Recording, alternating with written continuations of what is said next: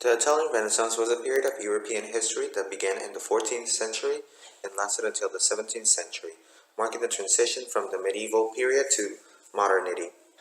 The French word Renaissance means rebirth and defines the period as one of the cultural revival and renewed interest in classical antiquity after centuries labeled the Dark Ages by Renaissance humanists, who were inspired by the human arts, therefore their name humanists, and these are philosophy, medicine, literature, and architecture. The European Renaissance began in Tuscany and centered in the city of Florence. Florence, one of the several city-states of the peninsula, rose to economic prominence by providing credit for European monarchs and laying down the groundwork for capitalism and banking. The Renaissance later spread to Venice, heart of the Mediterranean Empire, and in control of the trade routes with the East since the participation in the Crusades and the voyages of Marco Polo, where the remains of ancient Greek culture were brought together and provided humanist scholars with the new texts. Finally, the Renaissance has a significant effect on the Papal States and Rome, largely rebuilt by humanist and Renaissance popes such as Alexander VI and Julius II, who were frequently involved in Italian politics and arbitrating disputes between competing colonial powers and in opposing the Reformation. Some view the Renaissance as a breakaway from religious dominance of humanity. While it did distance itself from religious influence, it did not completely drop religion either. In fact, many great Renaissance paintings and sculptures are church works. Therefore, most of the paintings that the Renaissance period provided were commissioned by or for the Catholic Church, thus the Christian theme. Indeed, the Christian influences seem intertwined with the Renaissance almost as much as science and progress have been entwined in it. Christian work, painted by various Renaissance men, are plenty. However, they involve the idealized human figure of the Greeks and Romans and use allegoric as well as mythological figures to portray Christian deities. This fusion of the Renaissance culture with religious stories forms the backbone of Renaissance culture. Italian Renaissance painting can be divided into four periods: the Proto-Renaissance, the Early Renaissance, the High Renaissance, and Mannerism. These dates are approximations rather than specific points, because the lives of individuals, artists, and their personal styles overlap their different periods. First, we have the Proto-Renaissance, which started in the 14th century until the 15th century. The Last Judgment frequently serves as a recurrent theme in Christian paintings and Italian Proto-Renaissance. The Black Death of 1348 caused its survivors to focus on the need to approach death in a state of penitence and absolution. The inevitability of death, the rewards for the penitent, and the penalties of sin were emphasized in a number of frescoes, remarkable for their grim depictions of suffering and the surreal images of the torments of hell. One of the most popular artists of this period was Giotto, um, which was an Italian painter and architect from Florence during the late Middle Ages. He worked during the Gothic Proto-Renaissance period.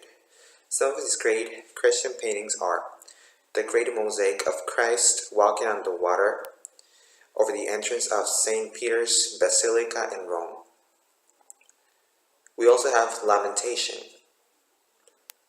as well as the Crucifixion of Rimini.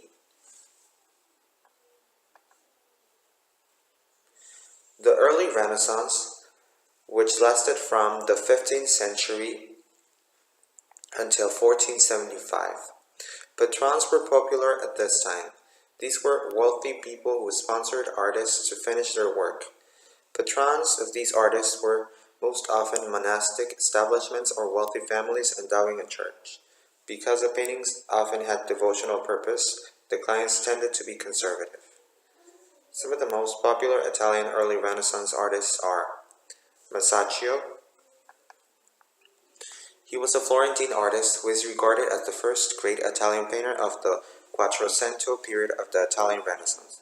According to Vasari, a great philosopher of the time, Masaccio was the best painter of his generation because of his skill at imitating nature by creating lifelike figures and movements as well as convincing sense of three-dimensional figures.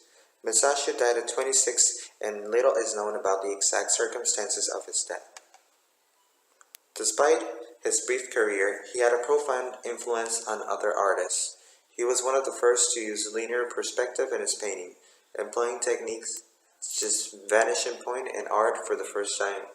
He moved away from the international Gothic style and elaborate ornamentation of artists like Gentile da Fabriano to a more naturalistic mode that employed perspective and chiaroscuro for greater realism. Some of his most famous work are Virgin and Child with Saint Anne, The Expulsion of Adam and Eve from Eden. Another great artist from this period was Fra Angelico. He was an early Italian Renaissance painter, described by Vasari in his Lives of the Artists as having a rare and perfect talent.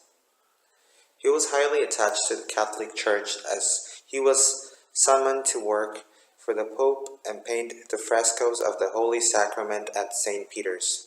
His work is highly influenced by Christian redemption and adoration.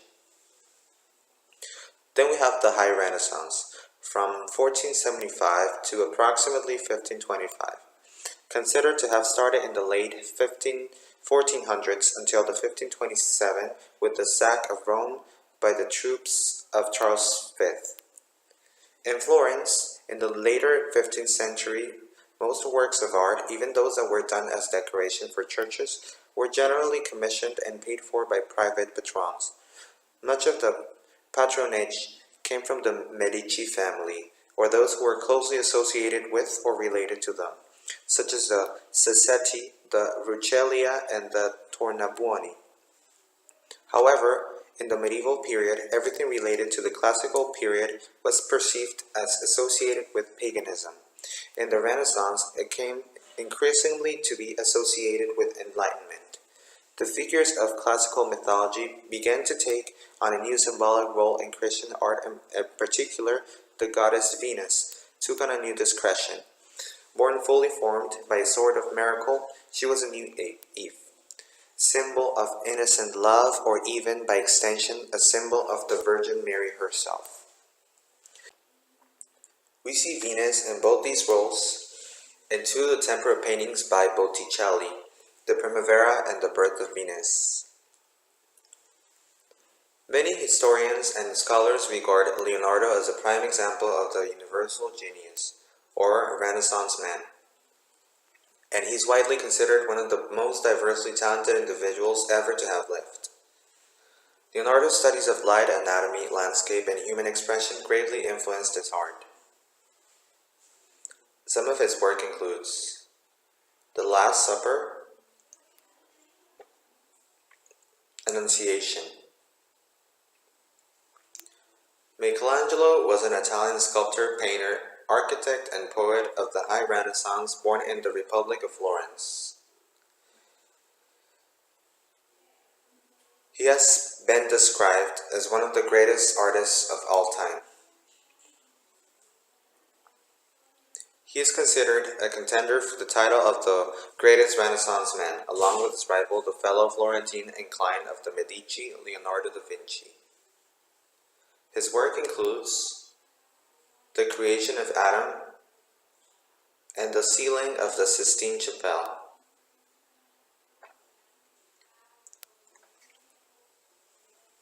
The Mannerist era, also known as late Renaissance, is a style in European art that emerged in the later years of the Italian High Renaissance, around 1520, and lasted until about the end of the 16th century in Italy, when the Baroque style began to replace it. Mannerism encompasses a variety of approaches influenced by and reacting to the harmonious ideas associated with artists such as Leonardo da Vinci, Raphael, and early Michelangelo. Where High Renaissance art emphasizes proportion, balance, and ideal beauty, Mannerism, however, exaggerates such qualities, often resulting in compositions that are symmetrical or unnaturally elegant. This style is notable for its intellectual sophistication as well as its artificial qualities. It favors compositional tension and instability rather than the balance and clarity of early Renaissance painting. Tintoretto's The Last Supper is a clear example. It highlights the urgency of the Catholic mission to encourage believers to remain in the Church rather than convert into Protestantism. Pablo Veronese's Christ in the House of Levi combines the strict rhythm of the classical architecture with the chaos of activity common in the later Renaissance art. Religion here was not a crucial theme anymore, as more and more artists were exploring into other techniques and themes such as exploration and technology. Furthermore, with the church being less and less powerful, it led to a new era, the Baroque.